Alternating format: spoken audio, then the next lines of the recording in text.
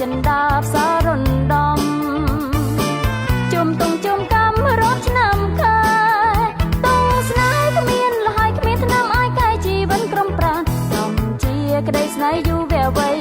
គឺស្នេហ៍កម្មសំចងចាំវិបត្តិស្នេហ៍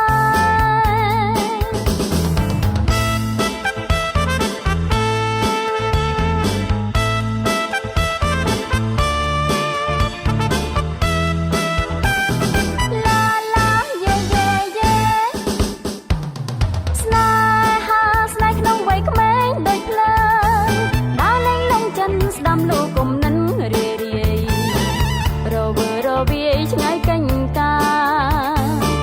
ដេញកាន់ផ្សះផ្សាចិនដានឹងខ្ញុំប្រឹងនៅនឹងឃើញតែសេចក្តីស្នេហ៍ស្នេហាស្នេហ៍វ័យក្មេងមិនមែនល្បែងលេងនឹងស្នេហ៍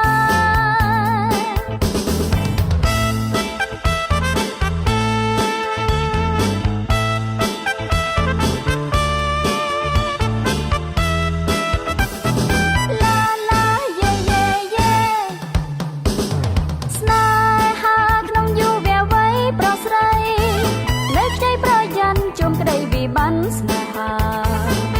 នាំឲ្យចិនដាផ្សាររំដំ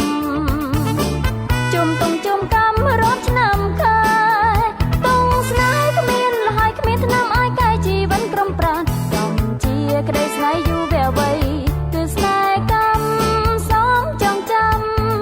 វិបត្តិស្នេហ៍